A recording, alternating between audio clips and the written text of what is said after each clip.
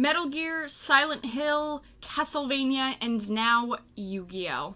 I'm going to go through a couple of Konami franchises, more recent and less recent, that Konami has shattered.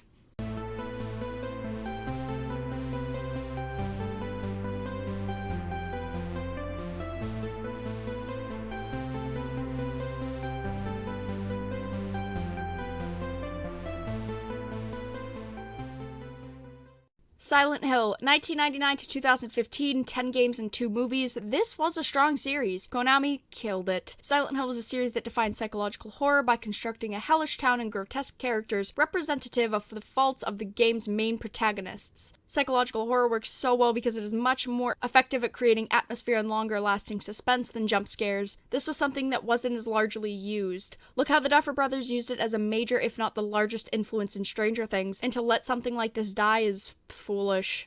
Castlevania, 1986 to current day in 2018. Through all the regions, Konami released approximately 40 games. With the release of Castlevania Grimoire of Souls at the end of the year, I'm not convinced touchscreen controls are going to do the job of the Castlevania series. They're selling it out to what they believe is a larger audience. They're sacrificing traditional Castlevania control mechanics for a cash grab to put the game on a format where they seriously believe there's a much wider audience to reach. Bloodstained Ritual of the Night is the true heir to the Castlevania series, as it is being worked on by Castlevania alum and looks every little bit like a traditional Castlevania game. I mean, other people must think so too, since their $500,000 goal on Kickstarter got over $5.5 million in backing. Which brings me to one of my hardest hitting points here, leading to the eventual split of Kojima, the person that basically built Konami through 30 years, and Konami hurt the company pretty badly. That's when the Metal Gear series died. A series released in 1987 that survived until February of this year in 2018. It may look like a standard late 90s PlayStation Edition game,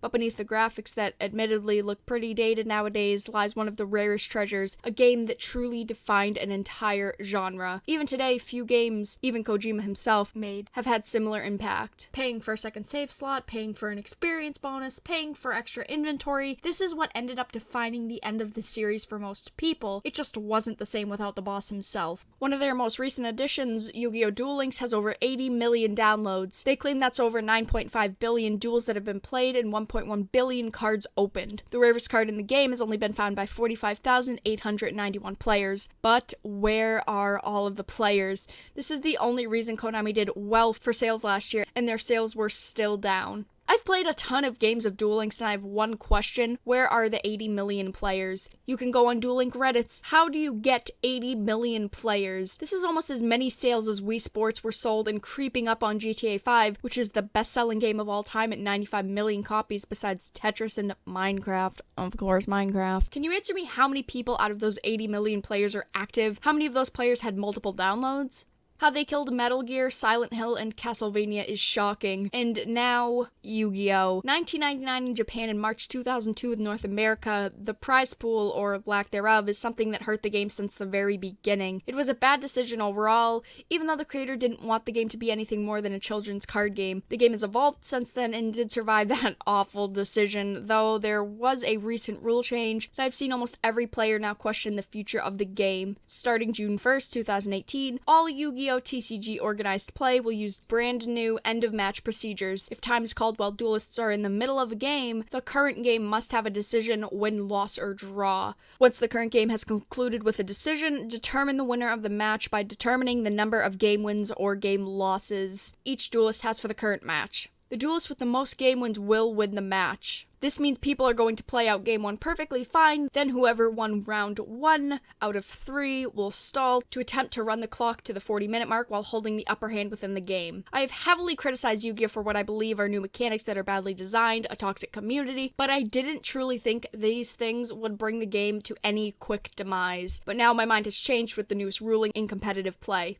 Within the newest rule changes to Yu-Gi-Oh! Does Konami care about this franchise? This rule change is not only foolish for Yu-Gi-Oh!, it's stupid for any trading card game ever. How fair is it after time is done, they just end the game? How is it fair and accurate way to end the game? Now I understand what it's like to face stall decks. I have played up to an hour-and-a-half game, but what did they think this would do overall? Now after game 1, the winner of the game will stall so damn hard. Welcome back, Frog Monarchs. Some believe the mechanics of the game that led to combos that were very lengthy to activate led to their decisions to make this change. I was honestly considering writing up a video on how Yu-Gi-Oh could be saved, and there's been a lot of recent videos with this topic, and they're all pretty damn good videos, and it kind of inspired me to make one. But can the game get through this hurdle competitively? Without a competitive meta, would the game even still sell? Can the game even survive this type of change of ruling? I mean, with this change, no legitimate prize pools. This is coming from someone that played Yu-Gi-Oh and actively plays other TCGs. If this happened to the trading card game I invested money into, I would be furious.